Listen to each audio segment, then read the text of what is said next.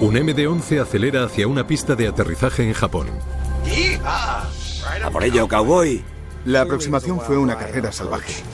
Un aterrizaje difícil se convirtió en un desastre. Accidente en la 34 izquierda, hay fuego.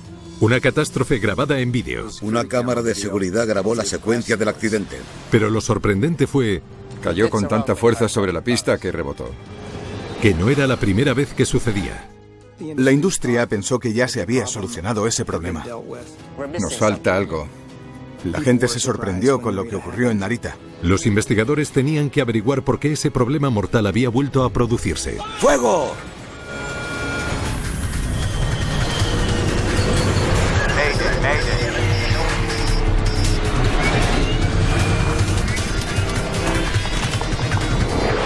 Mayday, catástrofes aéreas, muerte en el aeropuerto de Narita. Es una historia real basada en informes oficiales y en los relatos de los testigos. El vuelo 14 de FedEx se aproximaba al aeropuerto internacional de Newark. Cuidado, viento superficial a 10 km por hora a 250 grados. El Boeing MD-11 es una versión alargada del DC-10, ideal para transportar carga. El vuelo 14 estaba a pocos segundos de la pista de Newark en lo que sería un aterrizaje que tendría importantes repercusiones durante muchos años. 15, 12... Cuando estaban a 15 metros del suelo, todo era absolutamente normal. 6... Pero el avión empezó a caer demasiado deprisa. Golpeó la pista con mucha fuerza y rebotó. La catástrofe se produjo cuando el ala derecha chocó contra el suelo. Sorprendentemente, nadie falleció. Nos sentimos eufóricos cuando nos enteramos de que la gente a bordo había sufrido heridas de muy poca importancia. Un violento accidente en uno de los aeropuertos más transitados de Estados Unidos podría haber desencadenado una tragedia mortal. Había que llevar a cabo una investigación a fondo. El investigador de la NTSB, Robert Benson, lideró el equipo. Una característica del diseño del MD-11 atrajo inmediatamente su atención. Para ahorrar combustible, los ingenieros le dieron al avión una cola sorprendentemente pequeña para disminuir la resistencia aerodinámica. Durante la investigación nos dimos cuenta de que el MD-11 tenía una serie de características de diseño, por así decirlo, que dificultaban en cierto modo su aterrizaje. La pequeña superficie de cola hacía que el MD-11 tendiera a elevarse. La solución era volar a más velocidad para aumentar el flujo de aire sobre la cola. El MD-11 aterriza más rápido que cualquier avión de línea del mundo. Para elevar la cola y bajar el morro del avión, este debe volar a más de 280 km por hora. Solo los reactores caza aterrizan a más velocidad. En las aproximaciones a tanta velocidad todo pasa muy rápido, por lo que un buen tiempo de reacción y unos buenos reflejos son muy importantes. Finalmente Benson concluyó que el violento impacto en Newark había sido culpa del piloto. Las alas se movieron más de lo que deberían y el avión rebotó la primera vez que tocó el suelo. Los pilotos bajaron el morro del avión, haciendo aún peor el segundo impacto.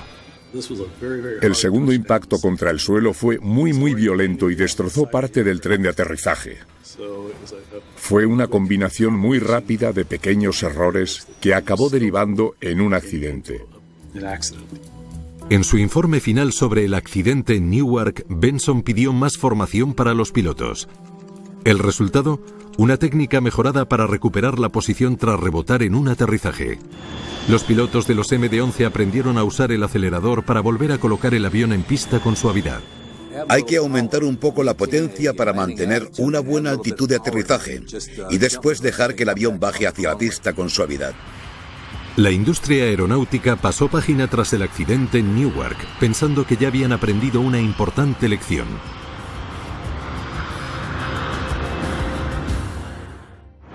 Casi 12 años después, Nippon Cargo 37, pista 34 izquierda, lista para el despegue. El MD-11 seguía siendo un modelo muy habitual para transportar carga. FedEx confiaba en este avión a la hora de volar cargamentos de millones de toneladas desde y hacia núcleos cruciales como el aeropuerto de Narita en Tokio, uno de los más transitados del mundo.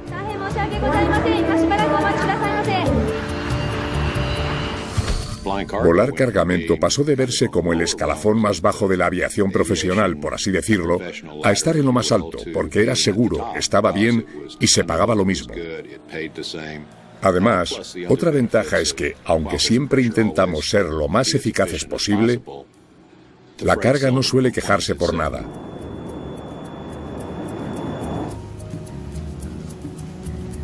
Torre de Narita, FedEx 80, 20 kilómetros para la 34 izquierda. Kevin Mosley, de 54 años, era el comandante del vuelo 80 de FedEx. Su copiloto era Anthony Pino, de 49. Los dos veteranos pilotos eran los segundos en cola para aterrizar en Narita. FedEx 80 Torre, continúe aproximación por pista 34 izquierda. FedEx 80, recibido. En los últimos aproximadamente 300 kilómetros antes de aterrizar, los pilotos empiezan a pensar en las condiciones climáticas y en revisar el tiempo, y comienzan a prestar atención al resto de los aviones. Tras un vuelo nocturno desde Guangzhou, China, los pilotos estaban a menos de 10 minutos de tocar tierra en la principal pista de aterrizaje de Narita. Ese día era el copiloto Pino el que volaba el avión mientras el comandante monitorizaba los instrumentos. Comprobémoslo todo antes de aterrizar. Perfecto. Luces de aterrizaje encendidas. FedEx 80, vientos superficiales a 50 kilómetros por hora. A 7 minutos del aterrizaje, el controlador les informó de las condiciones de viento en pista. Vale, recibido. Los pilotos estaban en mitad de la aproximación, un periodo crítico en cualquier vuelo. Los pilotos deben realizar docenas de pasos hasta reducir la altitud y disminuir la velocidad aerodinámica en casi 600 kilómetros por hora antes de tocar tierra. Es un momento de mucha actividad en la cabina de mando. A los pilotos se les pasa 1 trillón de cosas por la cabeza. No paran de mirar a todos lados para asegurarse de que el aterrizaje se está produciendo correctamente. En ese vuelo, los pilotos tuvieron que enfrentarse a un reto adicional: el fuerte viento. ¿Qué hacemos con la velocidad de aterrizaje? Vamos a añadirle 18 hasta los 300 kilómetros por hora. Tenían que volar más deprisa que de costumbre para combatir las ráfagas de viento. Cuando hay ráfagas tienes que tener en cuenta que eso afecta y cambia las características de elevación del avión, así como su velocidad. Tren de aterrizaje. Bajando tren. 4 en verde. 150. Vaya. Despejado para aterrizar en la 34 izquierda. Estable.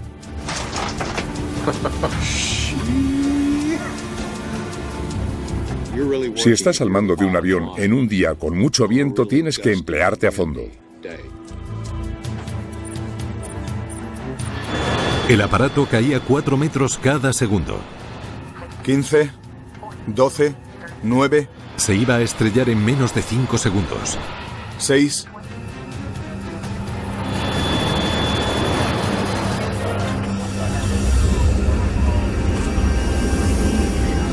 De repente, el MD-11 estaba boca abajo y envuelto en llamas. Accidente en la 34 izquierda. Hay fuego. Los bomberos corrieron hacia la pista donde una enorme bola de fuego envolvía la cabina de mando del vuelo 80 de FedEx. Era el mayor desastre aéreo del aeropuerto de Tokio en toda su historia. Los controladores aéreos tuvieron que redirigir y alejar a los siguientes vuelos de los restos aún en llamas. Los bomberos tardaron casi media hora en apagar el incendio de la cabina de mando.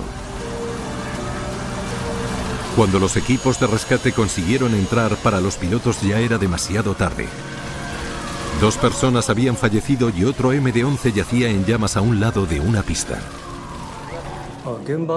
Lo primero que vi al llegar al lugar del accidente fue que los restos del avión estaban diseminados en una zona bastante amplia. Era el primer accidente mortal del aeropuerto de Narita en sus 31 años de historia.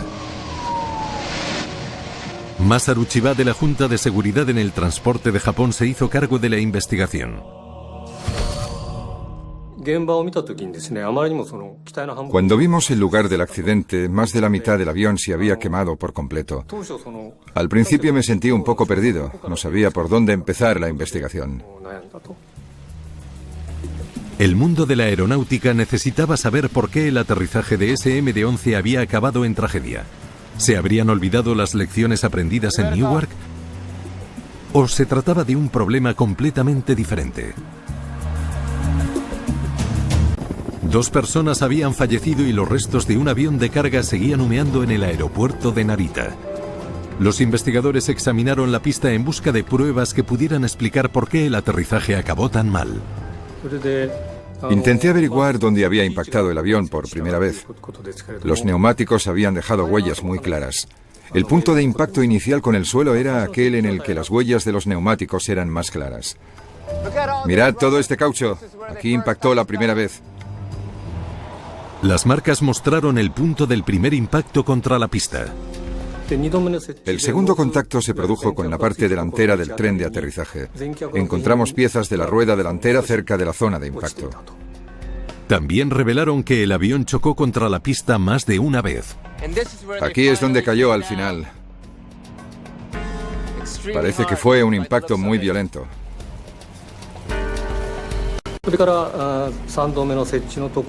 La tercera zona en la que el avión impactó contra el suelo tenía mucho combustible derramado y una gran parte de los restos del avión. Por eso concluimos que había 3 zonas de contacto en las que el aparato había chocado contra la pista. Enseguida hubo buenas noticias para la investigación. Aunque es extremadamente raro que un accidente aéreo se grabe en vídeo, eso es lo que sucedió en este caso. Una cámara de vigilancia del aeropuerto confirmó la teoría de Chiba acerca del violento aterrizaje. El vuelo 80 rebotó 2 veces antes de darse la vuelta y acabar a un lado de la pista envuelto en llamas.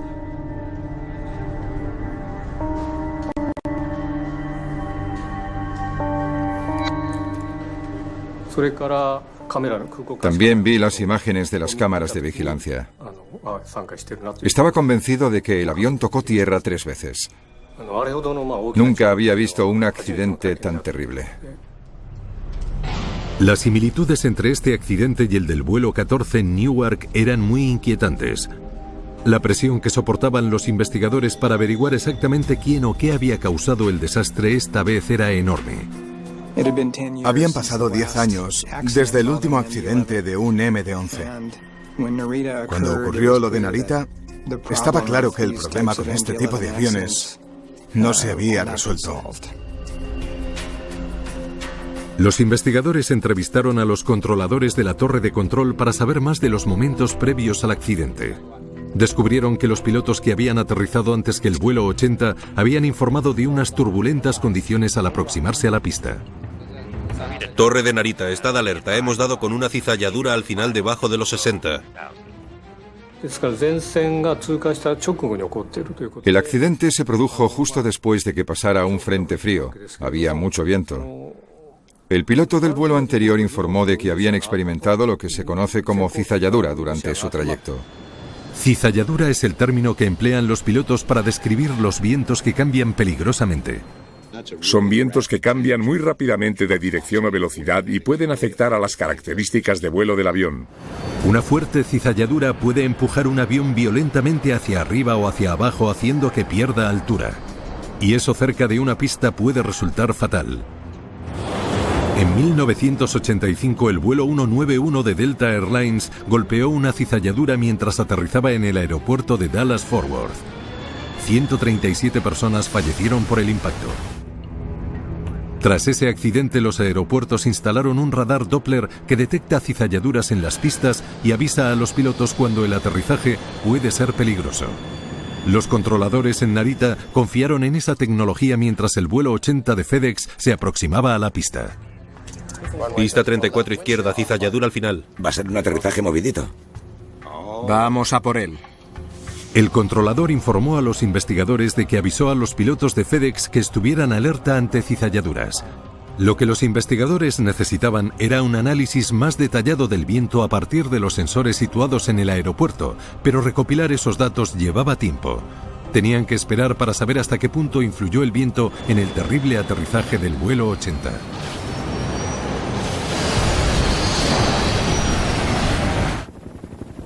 Mientras tanto, un equipo de recuperación halló algo esencial. Lograron sacar las cajas negras de los quemados restos del aparato. Los datos de las grabadoras podrían explicar lo que pasó en los últimos instantes del MD-11, a menos que el fuego hubiera destruido esos datos. Están mucho más dañadas de lo que me imaginaba. Ojalá podamos sacar algo en claro de ellas. Estaban muy dañadas. Habían soportado mucho calor. Hay que embalarlas. Queríamos asegurarnos al 100% de que recuperábamos los datos. Así que designamos a un investigador para que se llevara las grabadoras a Estados Unidos. Las cajas negras volaron en el primer vuelo a Washington, D.C., donde expertos de la NTSB tratarían de recuperar esos datos tan cruciales. Mientras los investigadores esperaban noticias de Washington, barajaron otra posibilidad. El vuelo 80 había perdido el equilibrio a causa de la carga que transportaba. ¿Y si el cargamento giró en el último momento? Hay varios factores que pueden afectar a la carga de un avión durante el aterrizaje o el despegue. Una de las cosas que más miedo les da a los pilotos es que esa carga se mueva. El vuelo 80 transportaba más de 50 toneladas, entregas que FedEx debía realizar, tanto grandes como pequeñas. Cargar en un avión es una ciencia exacta. Hay que distribuir el peso de manera que no desequilibre el aparato. Eso es especialmente importante en el inestable MD-11. Los cinturones que sujetaban la carga habían sobrevivido al fuego. No había pruebas que demostrasen que habían fallado. Todo parece en orden. Veamos los demás. Por lo que pudimos deducir de los restos de la carga, no había ninguna prueba de que se hubiera movido ni hacia la parte delantera del aparato ni hacia la parte trasera. Pero si el cargamento no se desplazó, ¿cuál era la causa del accidente que había matado a 2 pilotos? Masaru Chiba analizó los datos del radar Doppler acerca de la velocidad del aire en la pista 34. Cualquier indicio de una cizalladura en los momentos previos al accidente podría suponer la pista que estaba buscando. Pero se topó con otro callejón sin salida. No hubo ninguna cizalladura en la pista 34 izquierda cuando tocaron tierra. Tras examinar los datos de las corrientes de aire, tanto antes como después del accidente, nos pareció muy poco probable que una cizalladura hubiera sido la causa del desastre. Mientras los investigadores en Japón se esforzaban por encontrar alguna prueba convincente, llegaron buenas noticias desde Washington. Los técnicos de la NTSB habían recuperado los sonidos captados por la dañada grabadora de voz de la cabina de mando del vuelo 80 y esperaban poder recuperar también los datos de vuelo. Las grabadoras son instrumentos muy fuertes. Están diseñadas para aguantar una cantidad de presión y calor increíble. Señor Misenchik, bienvenido a bordo. Encantado de conocerle. Me llamo Masaru Chiba. Como el avión se había fabricado en Estados Unidos, Paul Misenchik de la Junta de Seguridad en el Transporte se unió al equipo en Japón. Teníamos la experiencia que podía ayudar a los investigadores japoneses en términos de procedimientos o el tipo de regulaciones bajo las que volaban los pilotos. Se podían hacer muchas actividades de seguimiento en Estados Unidos y eso es lo que hicimos. Por aquí, por favor. ¿Qué tal el vuelo? La grabación de la cabina del vuelo 80 ya estaba en manos de los investigadores. ¿Les mostraría por qué los pilotos no pudieron aterrizar de forma segura? Vamos a oírla entera, desde que contactaron con Narita por primera vez a las 6:41. Torre de Narita, FedEx 80, 20 kilómetros para 34 izquierda. FedEx 80, Torre de Narita en pista 34 izquierda. Continúe la aproximación. FedEx 80, recibido. Comprobémoslo todo antes de aterrizar. Perfecto. Todo bien por ahora. Era una aproximación de manual. Tren de aterrizaje. Bajando tren. Viento a 320, máximo a 63 kilómetros por hora. Páralo un momento. Viento a 320. Máximo 63. Lo tenían justo de frente. La grabación reveló que los pilotos volaban con un viento en contra bastante fuerte, aunque no era lo suficientemente peligroso como para explicar el accidente. Vale, sigamos. 300. A por ello, cowboy. No puedes dejar que el avión te pilote a ti. Tú tienes que pilotarlo a él. En un día de mucho viento y con mal tiempo, eso es lo que tienes que hacer.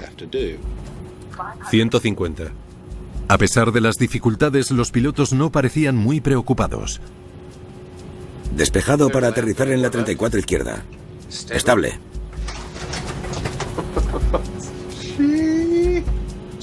La denominación aproximación estable es algo que usan cada vez más y más aerolíneas en sus requisitos de funcionamiento, porque es un concepto que se entiende perfectamente. Si estás estable, puedes aterrizar.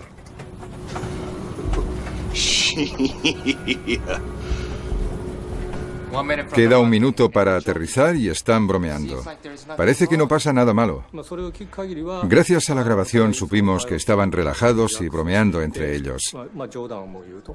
Creo que lo que pasó es que las corrientes de aire fueron tan intensas que parecía que estaban en un rodeo, como si cabalgasen sobre un caballo salvaje, como si fueran cowboys. De repente, la voz automática del altímetro les dio a los investigadores una pista importante. 15, 12, 9, 6, 3.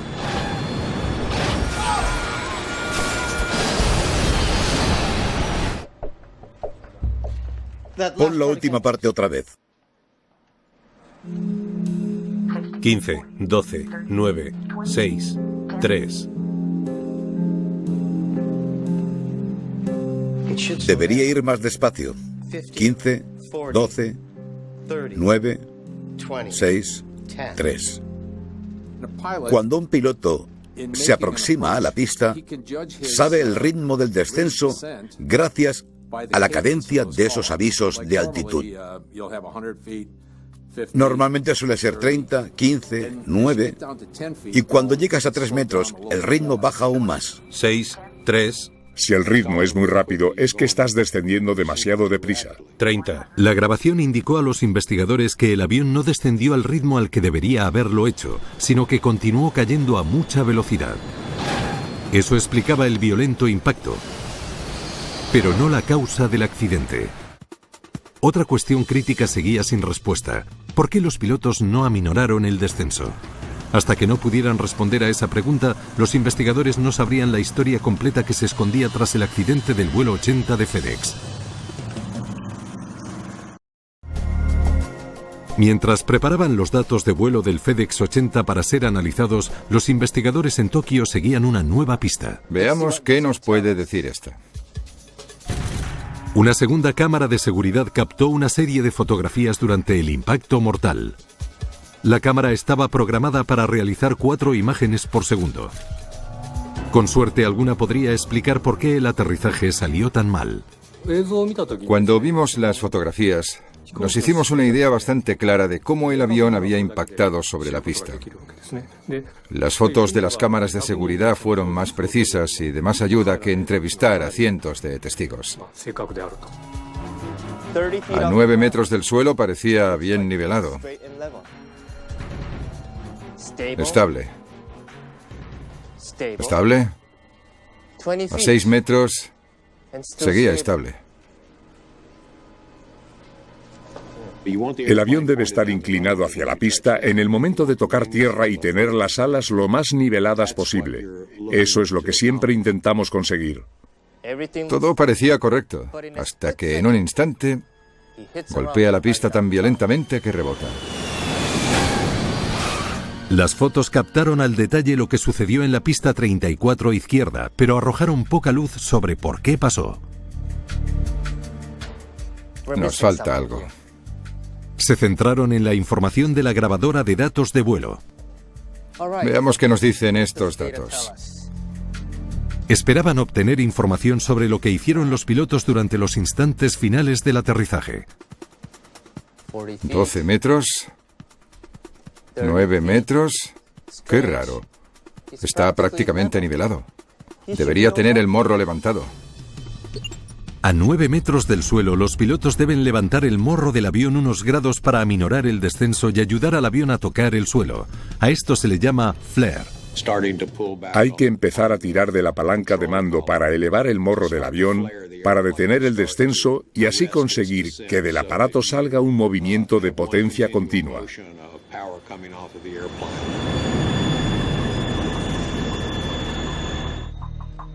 A 7 metros del suelo, el piloto aún no lo había hecho. Empezó a levantar el morro aquí, a 2 segundos del impacto. Demasiado tarde. Los pilotos comenzaron a elevar el morro a 6 metros, tan tarde que aún seguían tirando de la palanca cuando se estrellaron contra el suelo. Eso explica por qué descendían tan rápido. Elevar el morro a tiempo ayuda a asegurar un suave aterrizaje. Al retrasar ese proceso, los pilotos descendían mucho más rápido de lo que debían. Empezaron a hacerlo cuando estaban tan solo a 6 metros del suelo, cuando las cosas comenzaron a ir mal. A 2 segundos del impacto aún iban con retraso. Veamos cómo llegó hasta ahí.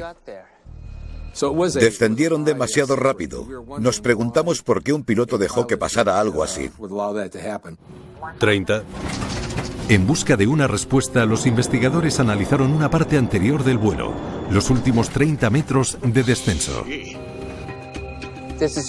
Aquí es donde todo empezó a ir mal.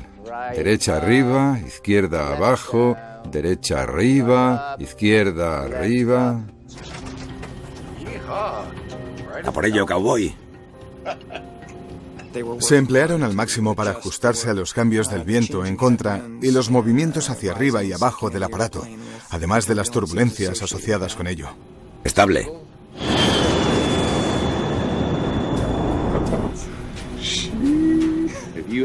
Si el viento en contra es bastante fuerte y va desde la pista hasta el avión y esa corriente de aire disminuye repentinamente, el avión tiende a crear la sensación de que el aparato se cae, ya que ha perdido parte de la corriente de aire que pasa por encima del ala.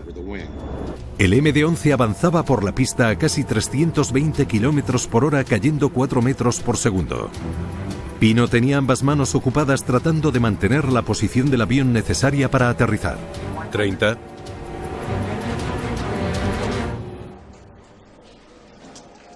Justo cuando necesitaban potencia, los motores se pararon. 15. A 15 metros, la situación se volvió mucho peor. Los autoaceleradores del MD-11 están diseñados para parar automáticamente a 15 metros del suelo. El sistema funciona bien los días despejados, pero en este caso, la disminución de la potencia hizo que el avión descendiera aún más rápido. Al descender tan rápido, necesitaban potencia a 15 metros, pero no la consiguieron. A causa del fuerte viento, Pino debería haber añadido más aceleración para lograr un buen aterrizaje. 9. Pino reaccionó menos de un segundo tarde. Elevó el morro del aparato, pero el avión ya estaba descendiendo demasiado rápido. En condiciones de mucho viento, es obligatorio que el piloto vigile los aceleradores y anule los autoaceleradores para asegurarse de que logra la potencia adecuada para controlar la tasa de descenso hacia la pista. Al igual que pasó en el accidente en Newark, el vuelo 80 golpeó la pista al descender el doble de rápido de lo recomendado. Ambos fallaron con el flare. Ambos chocaron demasiado fuerte. Si un piloto tarda en efectuar el flare, como decía Isaac Newton, toda acción provoca una reacción. Chocará contra la pista y rebotará. Eso es lo que pasó con los MD-11. Una de las alas bajó y la otra se elevó, haciendo que el avión se diera la vuelta. Los investigadores en Japón saben que tanto Moseley como Pino habían recibido la formación necesaria para recuperar la posición tras un rebote que Benson recomendó tras el accidente de Newark. Parece que tenían la formación adecuada. ¿Por qué el aterrizaje salió tan mal? La causa del fatal descenso sobre la pista 34 izquierda seguía siendo un misterio. Los investigadores indagaron en el pasado de los dos pilotos que murieron en el vuelo 80 de FedEx. FedEx no cuenta con mucha gente nueva en el mundo de la aeronáutica. Ellos no lo eran. Antes de trabajar para FedEx, el comandante Moseley pilotó F-4s para los marines estadounidenses. Solo los mejores pilotos tienen alguna posibilidad de lograr ese puesto. Como piloto civil, acumulaba más de 8.000 horas de vuelo. Pero el comandante Moseley había vuelto hacía poco al trabajo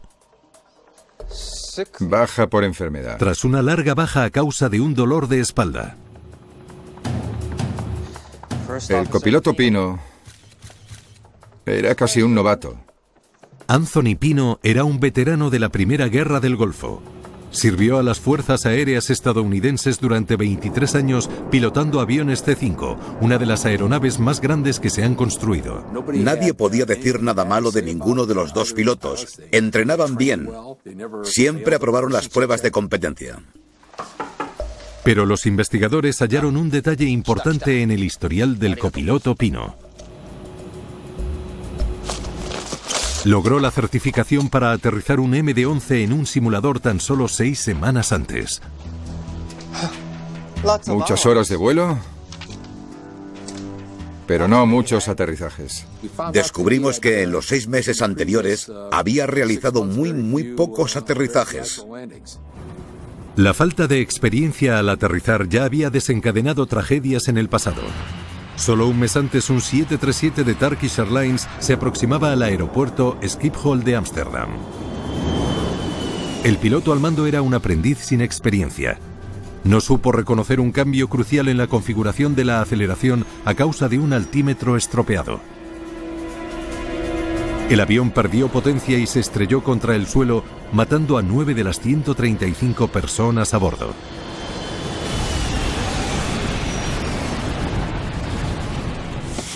En FedEx, Pino solía volar como piloto de relevo, asumiendo el control del aparato solo en mitad de vuelos muy largos, una labor que requiere realizar muy pocos aterrizajes.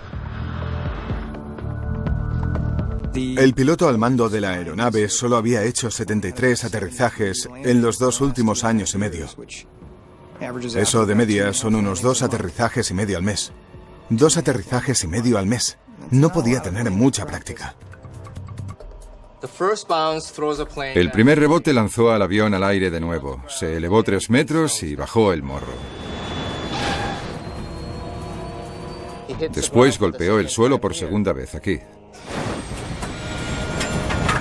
Siguió empujando los controles hacia adelante, bajando más el morro.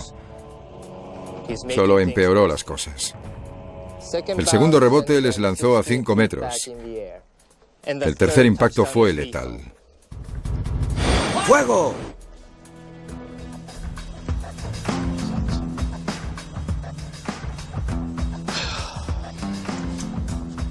Un copiloto oxidado y un comandante con dolor de espalda. Tiene que haber algo más que eso. Sigamos. Los investigadores volvieron a centrarse en la grabadora de voz de la cabina y escucharon otros factores que también pudieron afectar. Sería genial dormir bien. Oyeron una pista clave, un comentario realizado 45 minutos antes del catastrófico aterrizaje. Estoy agotado. Sí, dormiré como un bebé. No me quites el ojo de encima, ¿vale? Si me quedo callado mucho tiempo, dime algo, sobre todo si queda poco para aterrizar. Se escuchaba claramente cómo decían que estaban cansados durante la aproximación. Estaban cansados. Llevaban volando toda la noche. Comprobemos lo cansados que estaban. Hay estudios que demuestran que el cansancio puede reducir el rendimiento de una forma muy similar a la de una intoxicación etílica. Los investigadores averiguaron que durante los 10 días previos al accidente, los dos pilotos habían volado 38 horas y media, viajado casi 17.000 kilómetros y cruzado 8 usos horarios. Su semana empezó en Anchorage, Alaska. De allí volaron a Narita y después de Tokio a Guangzhou, China. De allí a Malasia, luego a Filipinas y de nuevo a Guangzhou. Además de la ruta final, un vuelo nocturno de vuelta a Narita. Cuando realizas trayectos tan largos, al llegar a un sitio a las 8 de la mañana, tu cuerpo tiene la sensación de que son las 8 de la tarde. ¿Cuántas horas durmieron entre vuelo y vuelo? Normalmente elaboramos una cronología que nos ayude a saber cuántas horas de sueño pudieron tener los pilotos y cómo era su horario. Los investigadores averiguaron todo lo que pudieron sobre las actividades de los pilotos los días previos al accidente. Analizaron sus registros informáticos, contactaron con sus amigos y familiares y entrevistaron a los empleados de los hoteles sobre sus entradas y salidas. Lo más importante que siempre queremos saber es cuándo estaban despiertos los pilotos, cuándo estaban trabajando, cuándo durmiendo y qué tipo de actividades realizaron. Incluso llegaron a revisar facturas y la información de sus tarjetas bancarias para así lograr hacerse una idea clara de cuándo era más probable que los pilotos estuvieran durmiendo. Bramble descubrió que en las 24 horas previas el piloto Moseley no había dormido más de 4 horas y 38 minutos seguidos. El copiloto Pino había dormido aún menos, solo 3 horas y 17 minutos. Los pilotos deberían dormir al menos 8 horas sin interrupciones cada día. Eso les permitiría estar completamente descansados y rendir correctamente. Ninguno durmió 8 horas seguidas ni de lejos. Según el reglamento, tenían tiempo de descanso suficiente en sus horarios. Pero las aerolíneas no pueden dictar cómo usan los pilotos ese tiempo ni obligarles a dormir. Sería genial dormir bien. Estoy agotado. Sí, dormiré como un bebé. Estos hombres no estaban en las mejores condiciones. A por ello, cowboy. Sus tiempos de reacción eran un poco más lentos. Es normal que haya lapsus en el rendimiento y las respuestas sean más lentas.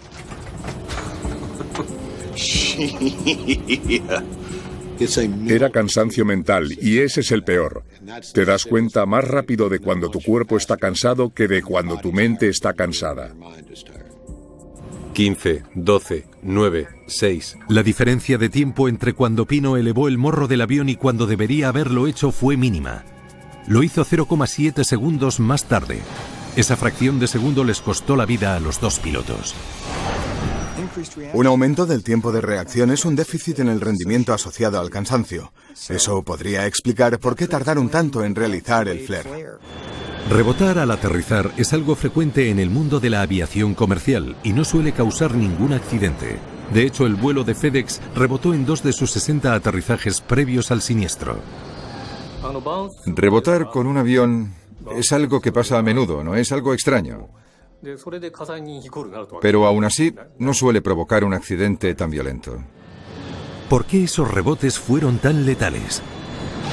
Aunque parecía que el cansancio podía ser la causa, los investigadores sospechaban que la historia no terminaba ahí. ¡Fuego! ¡Dios! ¿Puedes pasarlas todas seguidas? El equipo de investigación juntó la secuencia de fotos realizadas a la pista para crear una reveladora imagen del mortal accidente del vuelo 80. Masaru Chiba se dio cuenta de algo acerca de los pilotos de FedEx. Parece que ignoraron lo que les enseñaron sobre recuperarse de un rebote.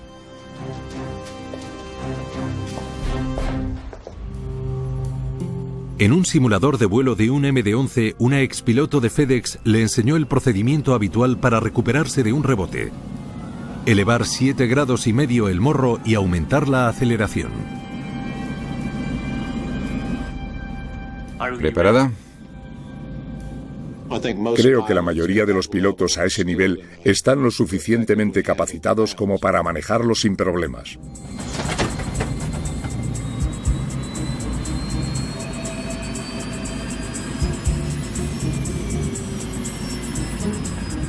Si es tan sencillo, ¿por qué hicieron lo contrario? Los datos de vuelo mostraron que Pino hizo lo contrario de lo que se le enseñó. En vez de elevar el morro tras el primer contacto, empujó la palanca hacia adelante, bajando así el morro hacia el suelo. Ese error hizo que el avión rebotara de nuevo, elevándose 5 metros. Una de las cosas que más nos intrigaban era cómo había podido un piloto, tras rebotar contra el suelo, bajar el morro del avión en dirección a la pista. 12 segundos después, el avión estaba boca arriba y envuelto en llamas. ¡Fuego! ¡Dios! El MD-11 es una versión alargada del DC-10. ¿Podría esa longitud extra haber influido en el accidente? ¿Qué verían los pilotos desde la cabina de mando?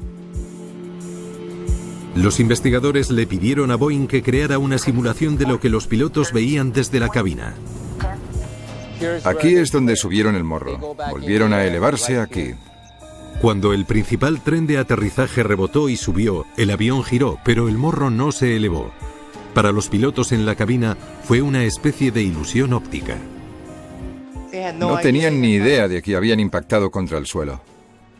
Aquí es donde ven la pista de nuevo. Pero ya es demasiado tarde.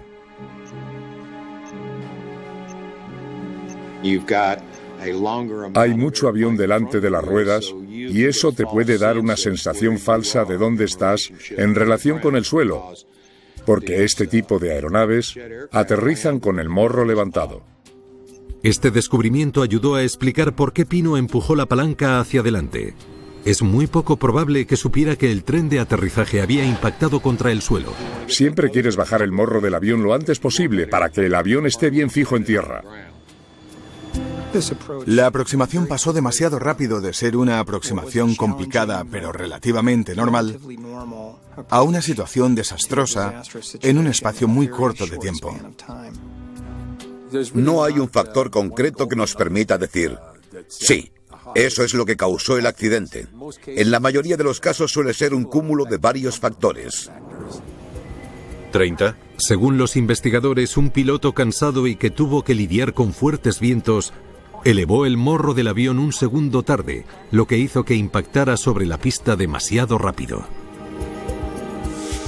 El alargado diseño del MD-11 impidió que el piloto se diera cuenta de que había rebotado contra el suelo, llevándole a cometer el error fatal de bajar el morro del aparato. Este accidente comenzó con un error muy pequeño. La respuesta a ese error llevó a otro error, y la respuesta a ese empeoró más la situación.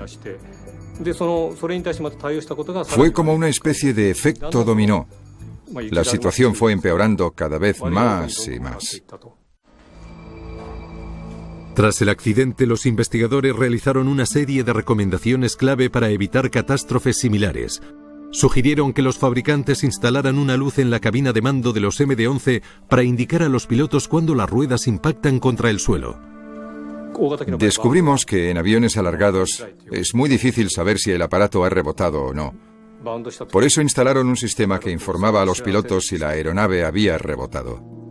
También recomendaron a los pilotos estar preparados para apagar los autoaceleradores para mantener la velocidad durante la aproximación. Si los aceleradores no hacen lo que tú quieres que hagan o quieres que hagan algo diferente, ahí está tu mano para aplicar la potencia que necesites. Y lo que era más importante, recomendaron que se entrenara a los pilotos para abortar un aterrizaje si rebotaban contra el suelo. Cada vez está más extendida la mentalidad. Es mejor abortar, volver e intentarlo otra vez. No vamos a arriesgarnos.